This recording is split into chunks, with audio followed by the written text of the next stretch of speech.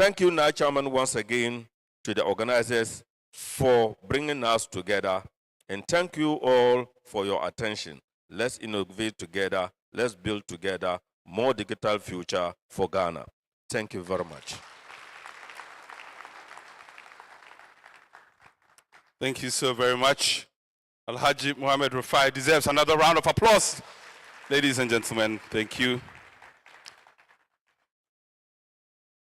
We'll have a short panel discussion.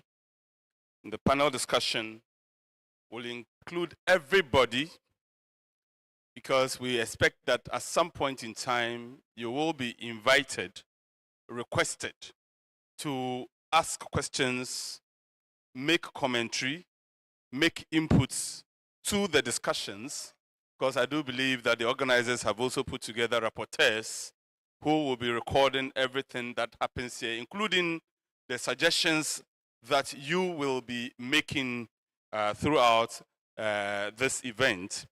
The topic for discussion is digital transformation in Northern Ghana, designing digital services for and with women to meet their specific needs. Let me take that again. The topic that we're going to discuss is this: digital transformation in Northern Ghana, designing digital services for and with women to meet their specific needs. At this point, I'd like you to help me to invite Mr. Mohammed Abu. Mr. Mohammed Abu, if he's here. Is Mr. Abu here? Oh, Mr. Abu is here. Let's give him a round of applause. Mr. Abu is the regional manager for GIFEC. And Mr. Abu, you have to join us here. Mr. Abu will take. Please give Mr. Abu a round of applause. He's a big man. Mr. Abu, should I also tell them what happened recently? I should tell them. Mr. Abu recently got married. Let's give him a round of applause. And then I'll also invite from YCA, the country lead, Mr. Mark Vanderpoy. Mr. Mark Vanderpoy, is he here? Mr. Vanderpoy, let's see you. Oh, Miss Vanderpoy. No.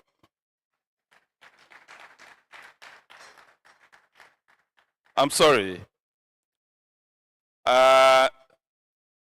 Again, the National Director from Comfort, Miss Feruza Abdul. Mrs. Feruza Abdul, I beg your pardon.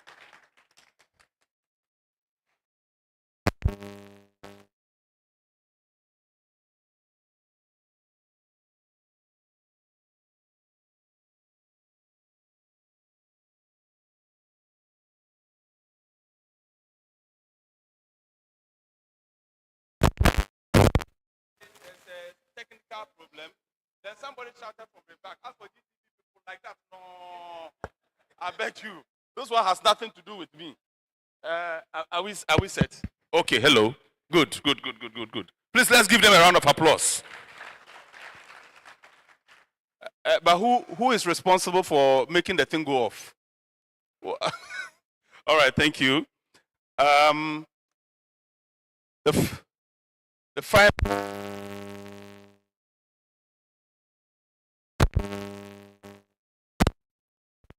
It's off again, please.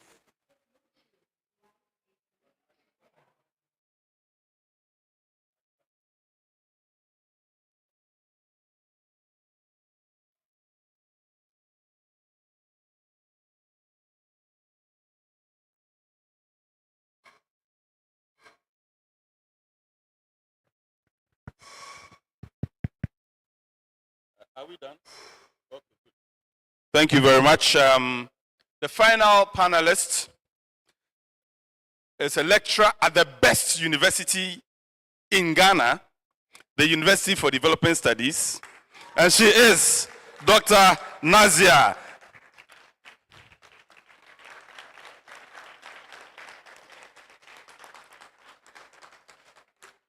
I thought the women would be clapping and making noise and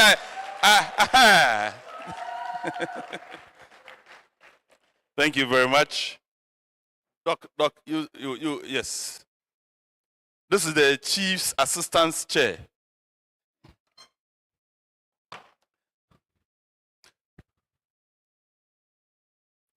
Thank you very much. Ladies and gentlemen, I think we need to give our panel another round of applause. It's a complete panel, very, very balanced. No.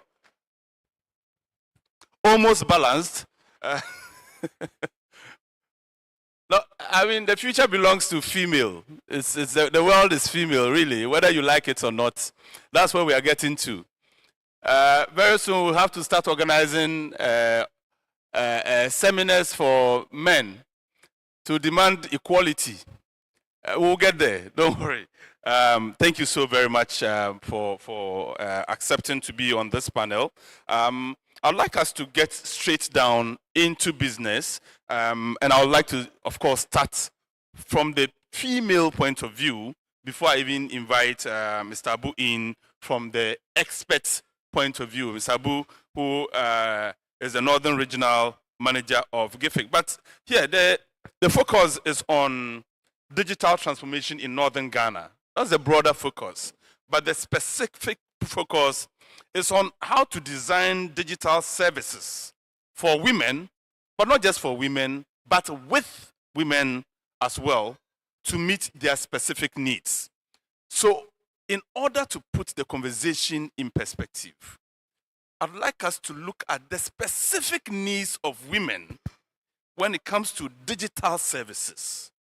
It is only when we understand what these specific needs are, then we can look at the broader issues of how to even design these services to meet the needs. Let me start with you, Mrs. Vanderpoy. Ms. Vanderpoy.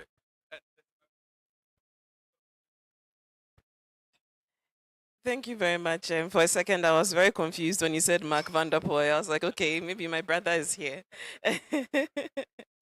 Yes, so with regards to the specific needs of women, it's a simple question, but it's also very complex because even as women, we have different needs, especially if you look at our socioeconomic standing, you look at our backgrounds, you look at even the areas that we may want to venture into on a daily basis. So for that question, I would say that it's a bit complex, but our needs is to have access, right? To have the opportunities.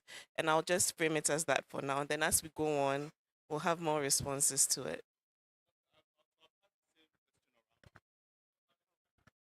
Thank you. I'll pass the same question around. The same question as to what are the specific needs from where you sit of women in the digital space, so that we can begin now to say, look, these are the services that we need to render specific to women in Northern Ghana. Thank you very much. I would say that everyone, including women, have different needs, depending on where they are coming from and what they are exposed to. If you are not exposed to digital environment, talk less suits you. You would know exactly what to do. And so, and if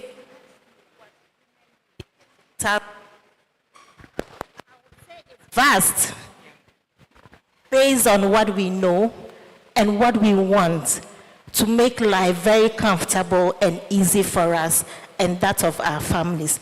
And I am intentionally bringing the families because wherever you find women, it is not only about themselves, but also about the people around them they consider as women. So if we don't even have the access, we won't even know what to demand. And so now that we are in a digital Ghana, we want a Ghana where we can have easy access to markets for our products, for training, and for even education of ourselves and the people that we are living with. So, Doc, it's the same question, but maybe I may have to frame it differently, because when we talk about digital services, we're also talking about literacy, because digitalization goes with literacy. The market woman in the Tamale market or the Savulugu market will weigh rice. No, not weigh. Will put rice in a certain bowl and say this is 10 cedis. But the weight of the rice in the bowl may differ today from what it was yesterday and what it can be tomorrow. She may at some point be either shortchanging herself or be cheating inadvertently her customers and so on. Digitalization and literacy. And I'm asking this question because you are a teacher, you are a lecturer. Where do we draw the commonality? Okay. I don't know if it's afternoon or morning to everybody. First of all, I was very jealous. I don't think jealousy is always a bad thing. When I saw KNU, University of Ghana, Asheshi, and then there's no UDS. And we are talking about the digital space in Northern Ghana. Frankly speaking, for me, when these things come up, I get jealous when my space is not well represented. So that is the starting point. How do we get the foundation right if we are talking about getting a balanced digital space in Northern Ghana? UDS, we have a business incubation showcase what we are doing to be able to know where we want to go. So if we don't go back to the foundation, to the basics, for it to be well set, we cannot even be able to identify specifically what we need.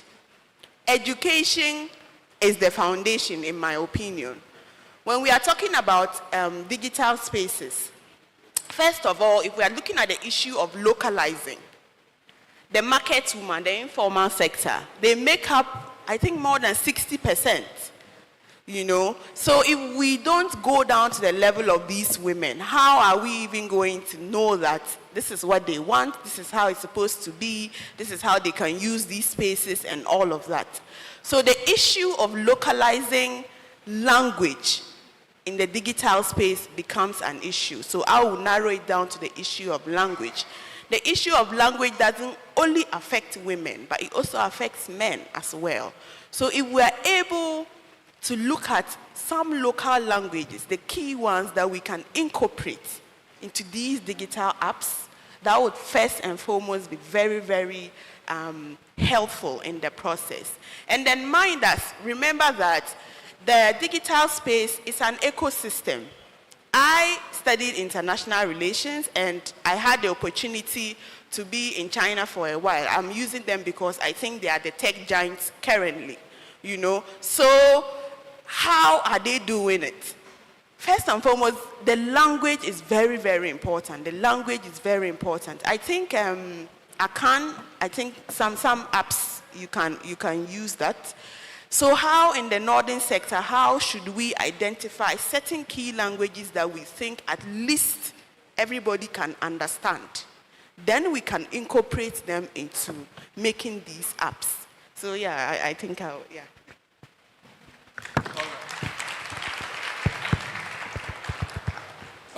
She started her answer by talking about why UDS was not part of this. But Doc, there's a consolation. You are UDS. I am UDS. KUST is not here. University of Ghana is not here. We take consolation in that. What do you think? Okay, so like I said, my jealousy when it runs deep. I want to be on the table. I don't just want to be UDS lecturer here. Because KUST, I just recently went for a MasterCard program with them. They have a whole hostel, modern hostel from MasterCard for some of these things. I've been jealous for a very long time now, actually. All right, let me bring Yes. the gentleman into the picture now. Mr. Abu, you are Regional Manager for Ghana Investment Fund for Electronic Communication. We're talking about digital transformation in northern Ghana. Before I ask you the question specifically related to women, how far have we come in the journey of digitalizing northern Ghana in particular? All right.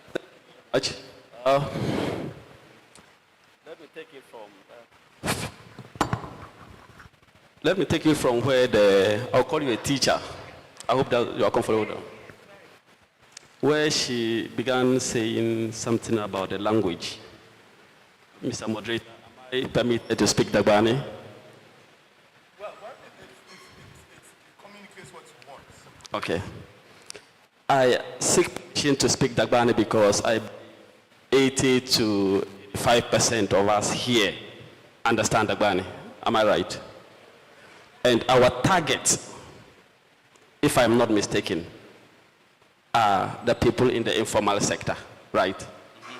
So I was expecting to see at least women's group, maybe the market women, the seamstress association. I don't know whether the organizers remember to invite at least their leadership here.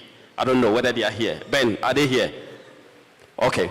I'm asking for them because they are my partners, because they know me very well. I have one of my facilitators here. We have a program with the International Telecommunication Union called DTC, Digital Transformation Centers, where we bring artisans to our CICs, Community Information Centers, which is dotted across the length and breadth of the region. When they come, I always tell my facilitators that please speak the language they will understand. I'm taking it from where our teacher starts from. They are here not to learn how to use Microsoft to do ABCD. They are here to learn how to use IT to facilitate whatever they are already doing. So please speak the language they understand. Anything out of this, we will do all the talking, go away, and the takeaway will be little or nothing. So as the teacher rightly said, the language, that's the first thing. Let's localize whatever we want to implement. If we localize it, definitely the comprehension will be different from we just taking a syllables. We are going by the syllables, and at the end of the day, the impact will be little or nothing. So my facilitator is here. Whenever we have the opportunity to train women under the DTC, and even GIZ happens to be one of the partners, I always tell my facilitators, though I don't do the facilitation directly, but please kindly speak the language they understand. That's the first point. Thank you very much. All right, so a substantive question, you left that out of your answer. How far have we gone with digitalizing northern Ghana? Thank you very much. I joined GIFEC in 2020 August. And I can say without a shred of contradiction that GIFEC, as an organization, our mandate is to bridge the digital divide. That is the main reason why government is paying us. And it is an act of parliament that we should bridge the digital divide between the served, the unserved, and the underserved. Tamale Metro, we can consider it underserved. When you go to my hometown, Kumbungu, maybe unserved. Maybe when you come to cantonments, they are the served. So we are trying to bridge these three communities. How are we doing it? In GIFEC, we deliberately have two flagship projects, which is geared towards bridging the digital divide between the genders, i.e. the male and the female. The number one flagship is the Girls in ICT. Very popular. Last year, we did it in Northern Region here, where our target is from primary 3 to JSS 2. They compete at the circuit level. All the districts in the region, they compete at the circuit level, move to the district level, and to the regional level, where the best 10 will be selected, awards will be given, scholarships will be given. And it is only girls. So this is a deliberate effort skewed in favor of women. And that is a flagship project in GIFEC that the Minister of Communication, she herself, being a female, doesn't joke with it. Any little demand you made in favor of girls in ICT, no matter the amount, she will get the funds for you to implement it. So far, Girls in ICT has been one of the flagship projects that GIFEC is using to bridge the digital divide. The other one is we've not left out the adults, and that is where the DTC project comes in. In the DTC project, we are not teaching them how to use computer to do magic. If you are already a seamstress, how do you leverage IT to enhance your business?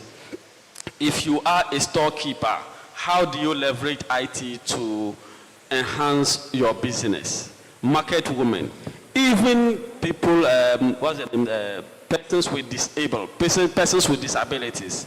We have a software called assistive device. And if the blind union is here, they will attest to that. We teach them how to use computer, they're blind, with that software, assistive device. So in our effort as an organization, GIFEC, these projects are our tool to bridge the data in northern Ghana. Should I go with the statistics? No, I'll come to that later. Let me bring Mary into the picture now. So Mr. Abu has spoken about the general barriers regarding accessibility to digital services. But when it comes to the gender specific, that include women from digital services, what would you say are some of these gender specific barriers? Thank you for the question. There are several barriers to us, so that's acknowledge it and use it. So that's where I'll leave it for now. Yes, so same question, can share the... Yes, so yes. All right. The other barrier, you mentioned financial. That is very, very important and crucial because in the north here, maybe not Tamale specific, but in the northern Ghana, how many women are allowed to own lands they can use to cultivate something for themselves and their families? How many women own properties that they can use as collateral for things that they need? So this is one of the barriers to us, financial. The other one I would also talk about is, I would say, sharing. You could have one person or a number of people with the knowledge, but they would not have the avenue to share. And that is not because the women are not existing in Ghana. We know in Ghana, the number of women or females outnumber that of males.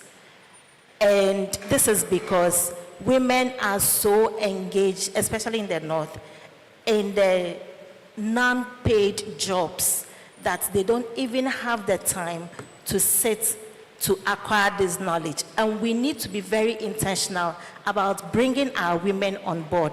It is not just about playing stuff on radio or sending people out there to have community engage. We need to intentionally bring these women on board, have them really understand what it is, and make time, get them to give the time they would be available. So you cannot just throw things at women. You need to bring the women on board to understand and make time for all that you are bringing. You cannot just say, come to the GIFEC Center, for example, for training. You may not find them coming. But how do you get them? You need to discuss this with them because there are times that are apportioned and they need to make space even for the good you are bringing to them. So that is something we need to really think critically about when we are designing solutions for women. Don't just think that you have the best of solutions. They need to be part of the solutions you are designing. Doc, so very one of the barriers, indeed, to anybody, whether male, female, persons with disabilities, to accessing digital services still has to do with lack of numeracy or lack of literacy. But because we're talking about gender-specific issues here, the disparity that used to exist between males and females in terms of education in northern Ghana, have we been able to bridge that gap? If yes, can we then say that women are no longer disadvantaged when it comes to accessing digital services? I think this question is very relevant, and it helps us not to lump all the women into one group. So there's a study that has been done on urban female entrepreneurs and then rural female entrepreneurs. So the differences and the dynamics are very, very different when you look at these different spaces. So typically, maybe the advice we will give is that we should try to be scientific about our approach to these issues, and then see how we can identify and clearly map out the specific needs of these different women in different classes. Like my sister said, women, different backgrounds and all of that. So this question you asked is very, very relevant. To add to what we just finished talking about the gender issues and then some of the things that are impeding the full participation of women in the digital ecosystem. So we recently did a study with SWIDA. So I would like to speak from that angle on how informed women are on agricultural policies. Ghana, Tamale, Mion, and then I think Tanarago, and then another 3 communities. So that we recently just had the validation workshop. So when we looked at the women who were coming from the rural areas, still access to credit is a problem. Everybody we invited for that validation workshop said last year and this year they didn't receive any input for farm, they didn't receive any credit and all of that. So the rural areas, maybe it is an issue. When you come to the urban areas, sometimes not so much of an issue, and that goes directly into the digital space. Now, most of these girls here have iPhones, or you don't. And then the ladies, we do everything to get the iPhone, don't we? The smartphones, yeah, let me just use iPhone, because that's the one that is the in thing for Ghanaians, So it is actually an issue. But the other thing we found out in terms of discussion of technology was that the women who were manning the gender desk offices in the districts and then some of the communities, one of their roles per the I think it's MISEP or is it what, agricultural policy, is for them to go into the communities and map out land for women who are into farming. So there's this new app, I don't know if it's new, I recently discovered it, I think last month in KNUST, where my jealousy started. It's called Farm OS. So I asked the women if they even get training. Those on the gender desk, do they even get training? Because with Farm OS, what you need to do is to just input the GPS of the land, and then it can help you map it out. You don't have to go all the way into the bush to get it done. So these were some of the things I asked them, and they had never even heard of it. So some of these things, agriculturally, like you mentioned, there are different specific needs, but if we are not scientific about it and we go in there to find out sector by sector, what do we need to do, then we keep talking about it and it keeps being business as usual in Ghana. So we have to stop the fragmentation where we have allowed these issues mostly to be discussed by civil society.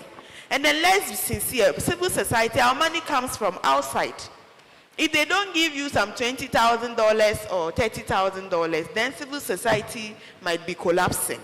how intentional is government to do this on a large scale? You know, I know that there are strong intentions and strong strategies, but how do we make sure that we get big money into these spaces and push it very well, give ourselves timelines in the next 20, 30 years? Maybe we would have developed local languages, apps for women, for men, and all of that. So how do we make that the discussion and not make it generic? Yeah, so yes. Nice one. Now let's return to the designing aspect, co-designing aspect of this conversation. And let me frame my question this way. You know, as a reporter, I have come across many development initiatives in communities which politicians touted as some of their achievements. But in those communities, people really did not regard that as an achievement because it didn't serve their needs. So in a community where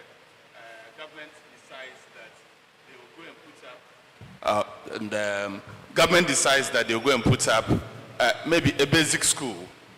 Meanwhile, what they really need, if you ask the people, because the next community there's a basic school, but within that enclave, they have a chip compound. And so they would have preferred a chip compound and preferred walking 10 miles to the next community for education and so on.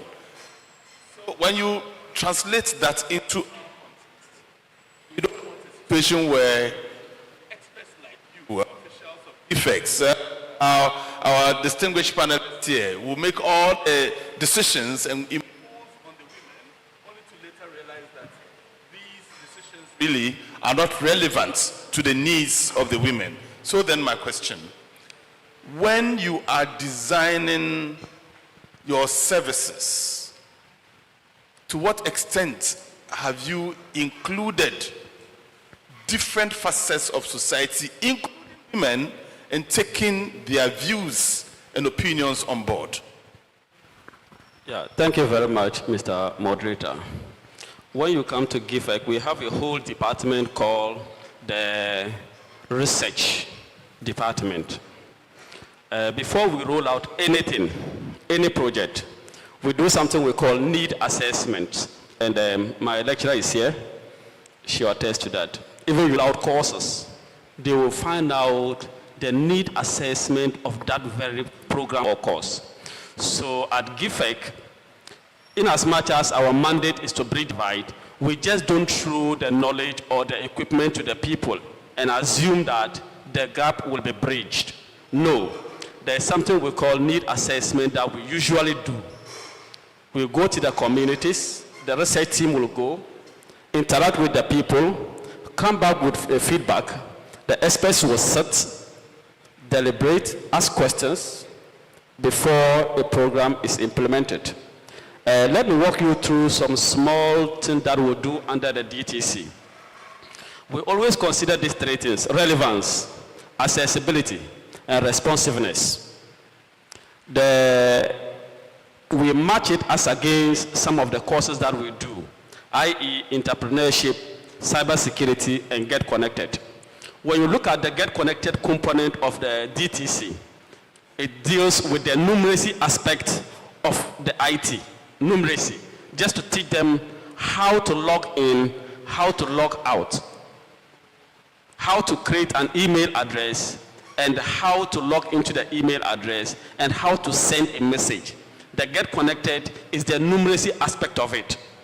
And where you can link it to the the accessibility. And we didn't stop there. We didn't just teach them that and stop there. We have ICT centers dotted across the length and breadth of the region. And it's free. It's free. When you come there as an entrepreneur, you come there, sit, do whatever you want to do, and it's free. There's free Wi-Fi there that you can access. So I'm still coming to the relevance.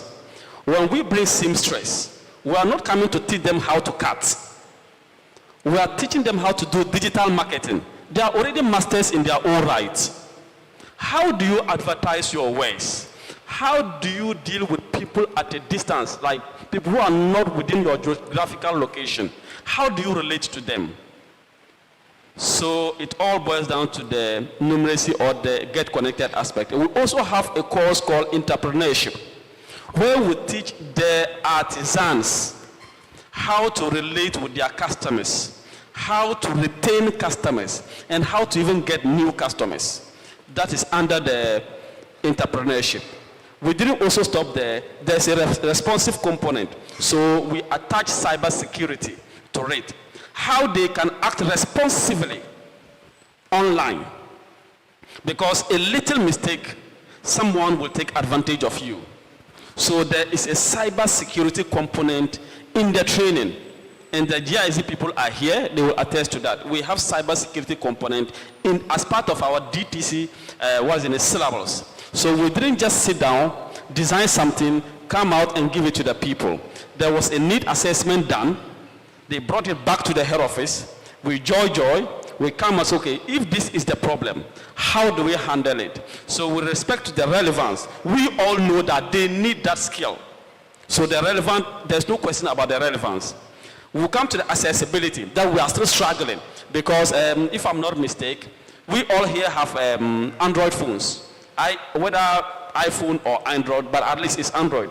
So which is a mini computer. But many of our women are not aware that the very Android that he's using can equally act as a computer. They have the accessibility, but they are not even aware. But when they come to our place, we'll let them understand that this is your Android phone. Apart from making calls and receiving calls, you can equally use it to do A, B, C, D. So that is the accessibility aspect of it. And the responsible aspect is that when we tie it alongside the cybersecurity to tell them how to behave responsibly online, because a little mistake, it will cost you. Thank you very much. All right, thank you very much. So the same question, feel free if you have a take on this. What is it that we can all do to include women in the process of arriving at designing digital services for them? Any additions? Otherwise, then we may have to go to our audience to ask questions and make contributions. Yes, Ms. Van der Poel. Yes, in looking at co-developing together with women, there's also a lot that we need to do. And one of it is understanding the social and cultural context from where they are from. And understanding that sometimes the information they give us is not necessarily all the information.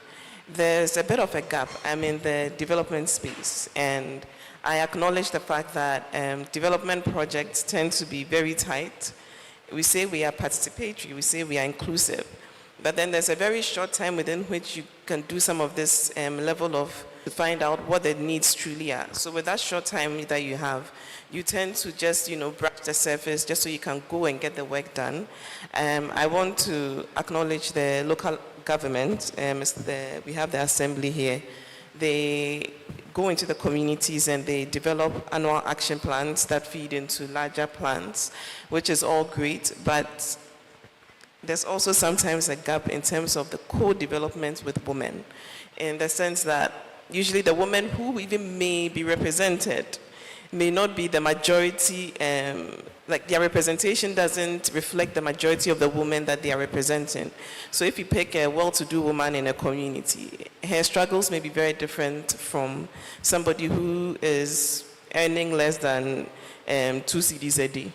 Right, so in our approach to co-development, we need to look at also their economic standing, all of that in approaching it. And then in doing so, ensure that they are part of the process from A to Z. In the development space, you hear a lot of people say, oh, you come and take information from us, and you go and you never return. Because there's no understanding. We pick the information sometimes. Sometimes the project doesn't go through, the donor doesn't fund it, but then you just sit in your office and you just say, oh, it's too bad for us. But we don't go back to the same woman we started the co-development process with or the people we started it with, for them to understand what the reason for us not coming back is. And so right from the start all the way to the end, if the end is that we didn't get the project, or if the end is that we got the project, they need to be informed. They need to, because information is power. It empowers them, it makes them feel like you understand them and that they are included in the process. So that is my take on co-development. Haja, is there anything you want to add? Yeah, also to add that, yeah, sharing back information to wherever you pick it from is very crucial. And also allowing people to add to what you think is the best solution. Just allowing people to dissect whatever it is, allow them to understand it the way you are presenting it, and then get feedback on how they think that would affect their lives. So you can coin things that would really speak to the issues they are facing and not necessarily what we feel would really help them. All right, so I'll need a helper, someone to help us with one of my microphones around. If there are any questions at this point in time, please feel free. Ask us. You can speak any language of your choice. We'll by all means get somebody to translate into English in case you want to express yourself in language. Do we have any persons? Yes. Please, when the microphone comes to you, just mention your name, the organization you're representing, and go straight to the point. Do not give us winding preambles. Just go straight to the point and ask your question or make your... There's a hand here. Please, let's give it to the gentleman there. Thank you.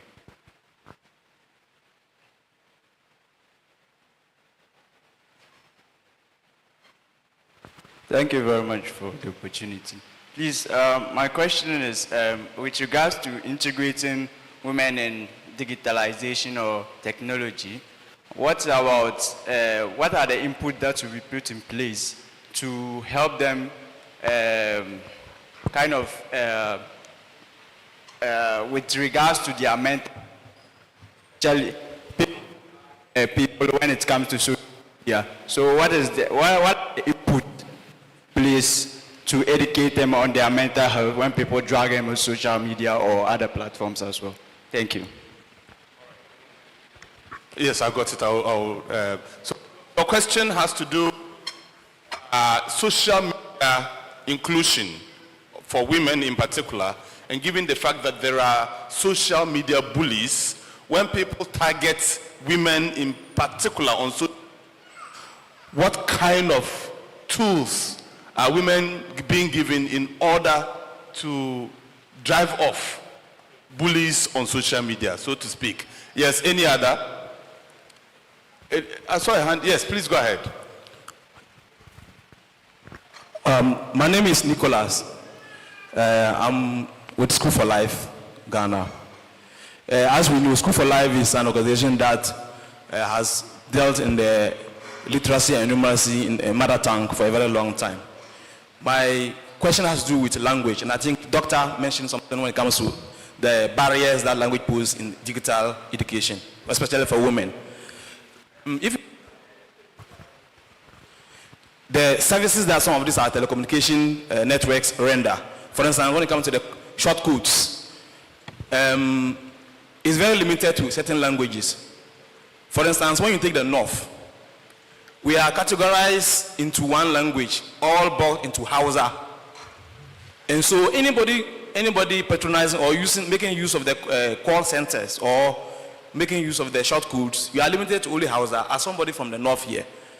But we are all aware that majority of the people in the North don't even understand Hausa.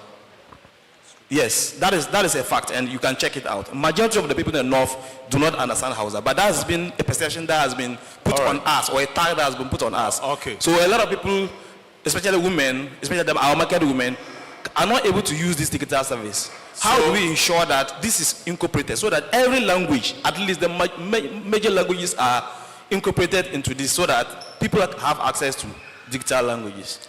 And I think this question is very relevant. It falls directly within the scope that we are having. That the telecom companies, for example, decided for the North without consulting with persons who originate from the North and said, your language is Hausa. Meanwhile, in the North, more than 90% of Northern persons do not even understand Hausa to start with. Therefore, when it comes to the short code, a majority, those who are told to press 3 for Hausa, are left out of anything that short code provides and so on. That's a very relevant question. Yes, sir. Mr. Edujemfi. She's here. My name is Yao Edujemfi. I'm the chairperson for the Ghana Hubs Network. The Ghana Hubs Network is a member of the consortium that is organizing this Ghana Digital and Innovation Week. I do appreciate you. Now your other name and tag is the teacher. I do appreciate the point about your jealousy. The jealousy is well placed. It's not a misplaced jealousy at all, because it's out of jealousy that helps us, that pushes us to be able to go beyond the boundaries. And let me assure you that the UDS is not in the sponsors banner, but it's not an intentional thing. I want to assure you that next year, I know Emmanuel Tima here, I want to assure you that by next year you'll find UDS there. You find UDS there because the banner is for the partners that we've worked with them over the last 4 years. And I'm sure that UDS is a credible partner. I know what is happening with the Innovation Hub there. Hopin Academy is also aware, and so we'll bring them on board, as you have suggested. The other one is about the local languages. I think there's something happening next door that perhaps we've not taken the notice of.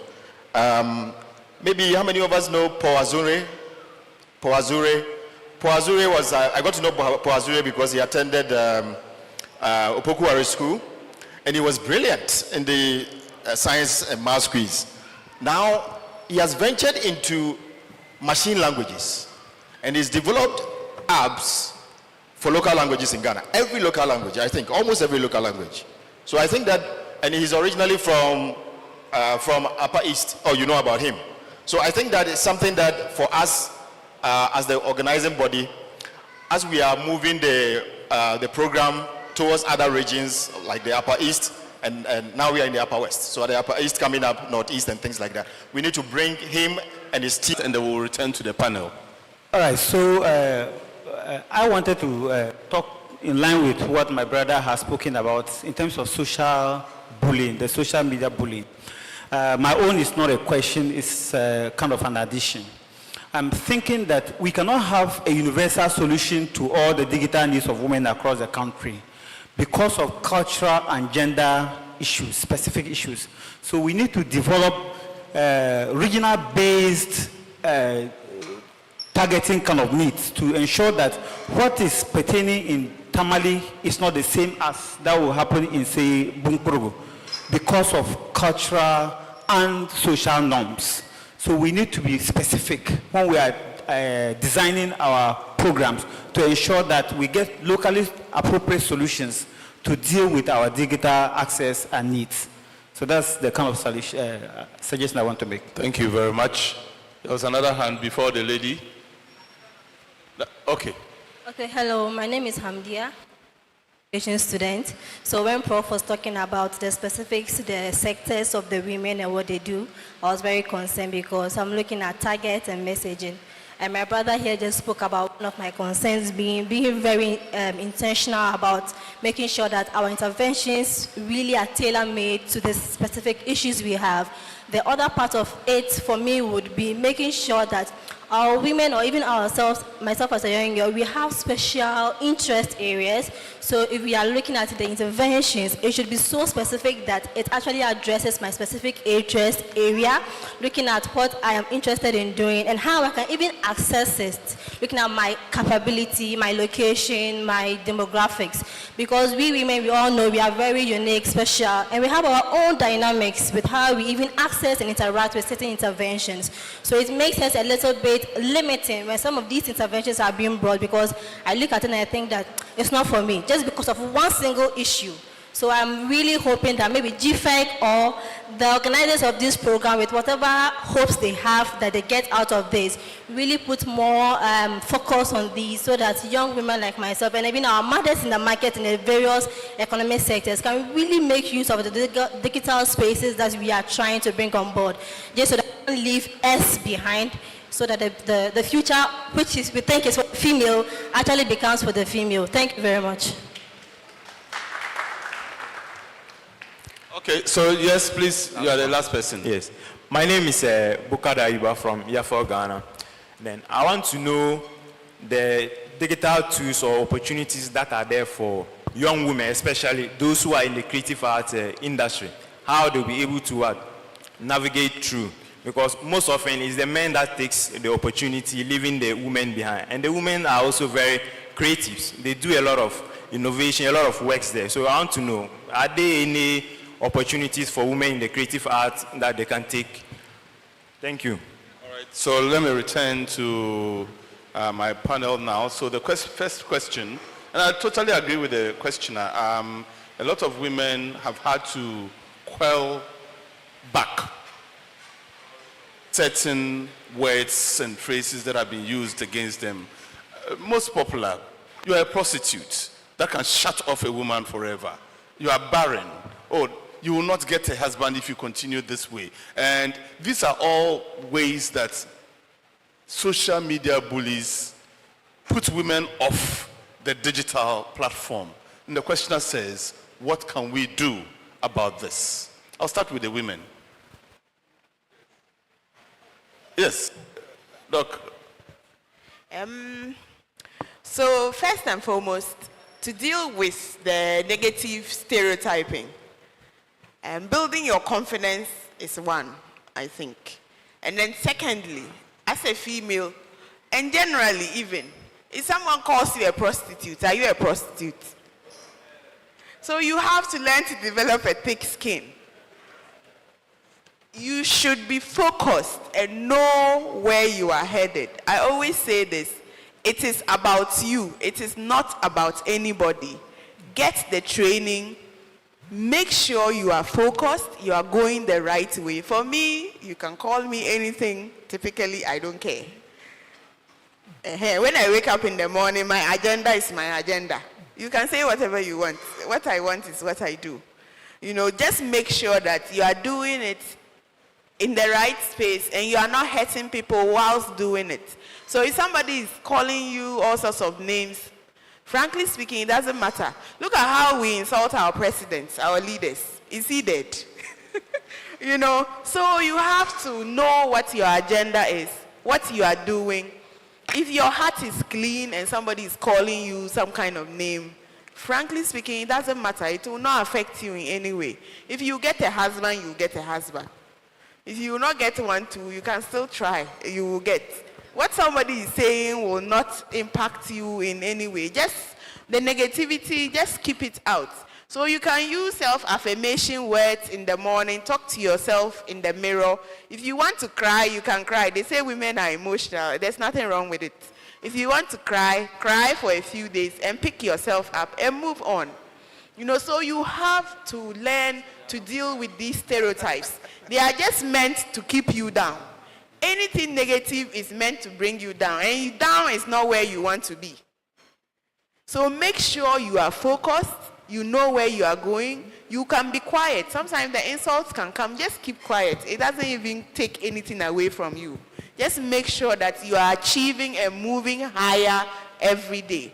And then to add to apps available for women in creative arts, I think there's Canva, even TikTok, Facebook, all of these apps available. You can use it creatively to market yourself in various ways. We just need to know how to use these things. And I want to add that Ghana, we are not doing so badly. You know, it's because of the politics that we are so polarized, and then this person is insulting this one, this person is insulting this one. So we sometimes forget to highlight our achievements as a country, because everybody is in one political party or the other. So the political intervention also becomes a problem.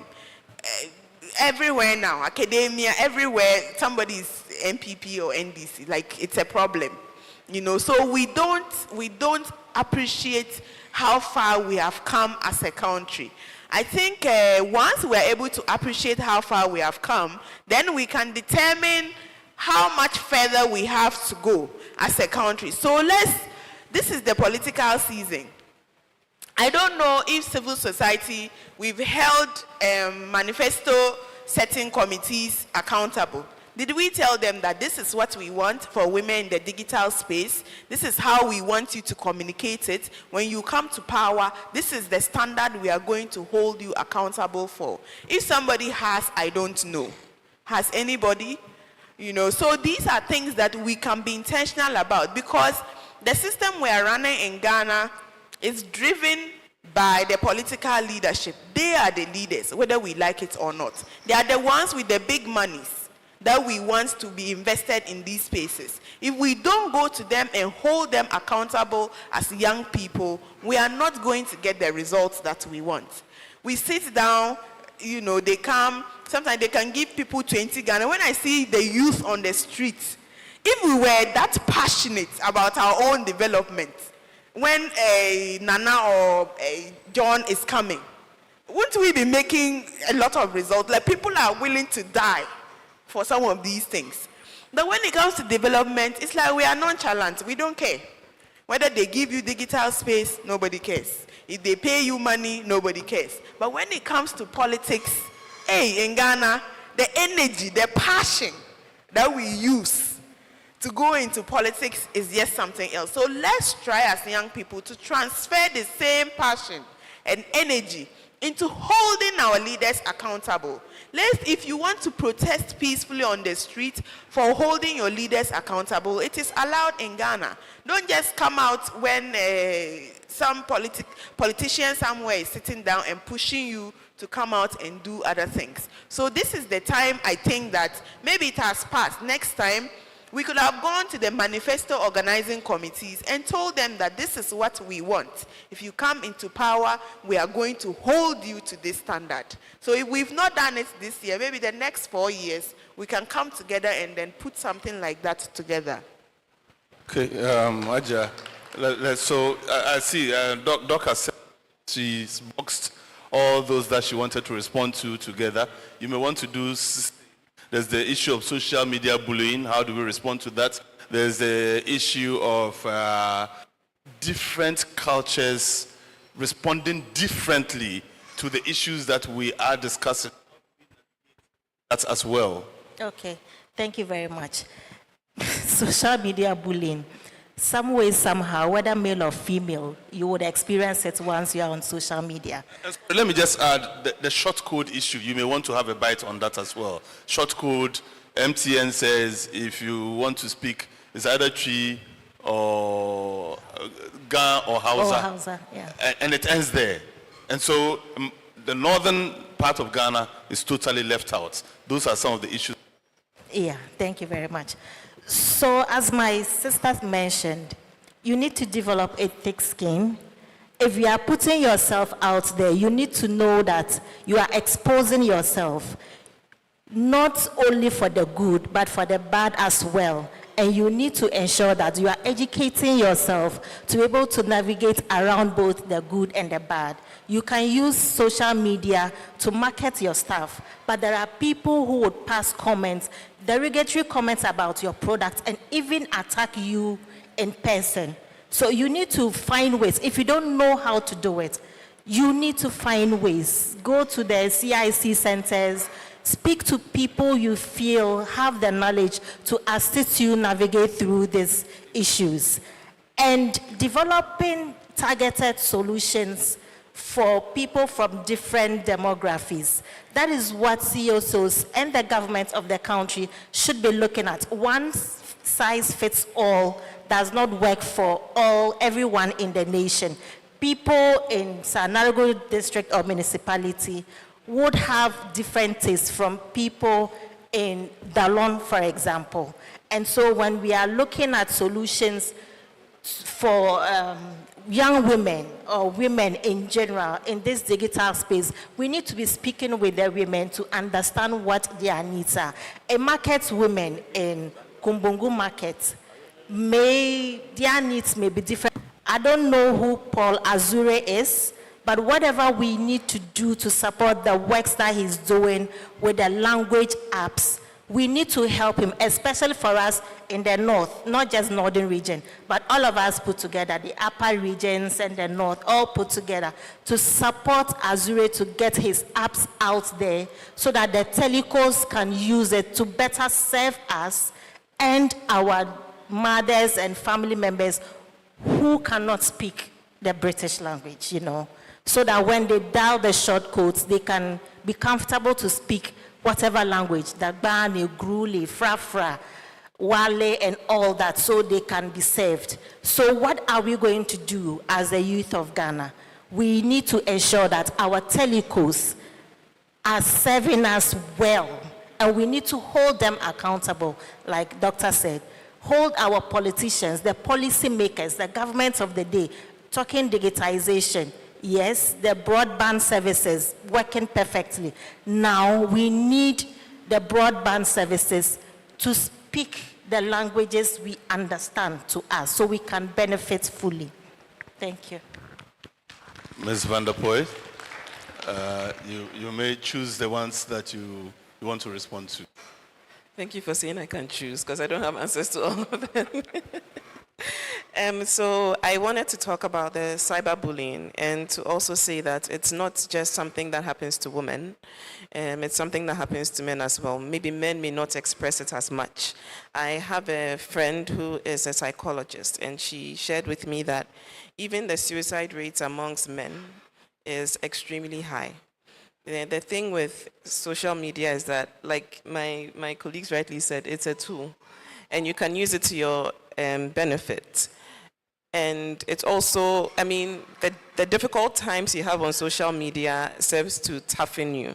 But if you're the kind of person who also does not want to be toughened, you can block people, right? You can limit people's access to you. For a lot of us, our social media pages are very open. So I go to your page, I can access anything, I can read your comments, I can read people's comments to you. But you have the power to limit your access, like people's access to you on social media. The same way you have the power to limit people coming to your house to visit you, please do the same thing on social media. Your mental health is very, very important. But the power ultimately rests with you and what you determine that you will assimilate on social media. You will, the groups you'll join, the things you will hear on social media. And when I was younger, it was more fun because Facebook had just come and we're all like, it was just people you knew. And now Facebook has become a monster, not in a bad, everybody can have access to you. And I have friends who are like, on Instagram, you have just 100 and something friends. I don't need 1,000 friends, right? So I've limited access to people who can be my friends on these social media platforms. It doesn't add, it doesn't take away from me. And if you are into merchandising on social media as well, please have a very tough skin, like my colleague rightly mentioned, because once you are interacting with larger amounts of people, still the responsibility comes back to you to protect yourself. So with that being said, I totally agree with the language barrier conversation. It's not fair that Hausa is the northern language when, like it was rightly said, a lot of people don't even understand Hausa. But it also comes from a place of ignorance. I was having a conversation with one of the people at GIZ this morning. I'm from the South, born and raised. And until you are here, until you live, you don't understand how very dynamic the northern sector is. And when I say the northern sector, I'm talking about all the regions from Tamale, from northern region upwards, right? And how some of my friends even feel like from here to Boku is like from here to Central Mosque. Because people don't understand how vast, how dynamic the north is. So it behoves upon us to advocate for inclusion. Okay, the telco issue, I have very major issues with the telco services because of how they treat their customers in general. There was a conversation, there was a smaller meeting by Hopin and GIZ before today's larger event. There was a conversation around scamming, how women tend to be scammed by these people who call and give weird stories and all that. And I feel like the responsibility lies with the telcos. A lot of people disagreed with me. I'm putting it out here right now that the responsibility lies with the telcos because these women bring in a lot of money. Mobile money fraud is very painful when it happens to you. It hasn't happened to me because I tell people all the time that the money that you want from me, I actually want it from you. So there's no way I'm letting go of money like that, right? But a lot of people are very compassionate. So when they hear bad news, the first thing they want to do is to support. The responsibility should also lie with the telcos who benefit from the customers. Women who don't have bank accounts but have Momo accounts that are over tens of thousands of cedis to protect this clientele, right? So please, let's advocate for the telco services to protect their clients. Other places in the world, there's a reason why now WhatsApp is putting things in place because people are advocating for it. But it's unfortunate for us as a country that we don't have that level of service providers understanding and caring for their clients. I was even telling somebody that Ideal Milk at a point was curdled. There was no apology. There was no compensation. And that's what keeps happening. So we need to advocate for service providers as well to do for us what we believe that we deserve. Right, so that's it for me on that. Ms. Abu, let's wrap up with you now. Yeah, thank you. I'll come from the technical point of it. Yeah, GIFEC, as we all know, is an agency under the Ministry of Communication. So I've taken all your concerns, and I'll make sure it will get to the appropriate quarters. But nonetheless, I just showed something to my sister on social media, Facebook. If we can all go to our Facebook, on our phones. Let's just do some little exercise. Let's all go to Facebook. Please, let's all go to Facebook. Let's all go to friends request, add friend, that page where you get people, you can add that person as a friend.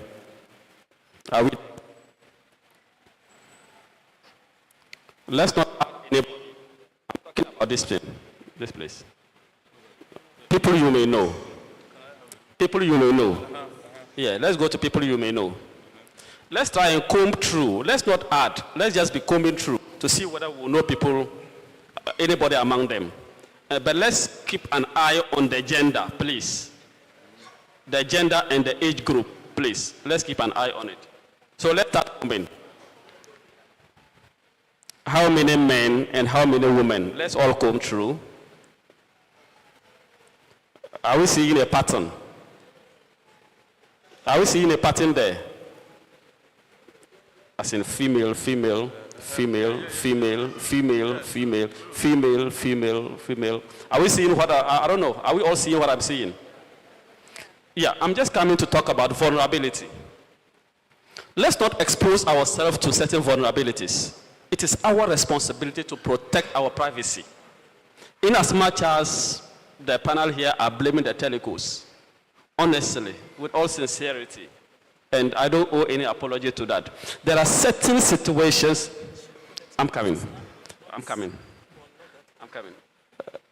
There are certain situations that we put ourselves in there, but the moment we are scammed, we are cyberbullied or defrauded, the next thing is the telecos, the regulators.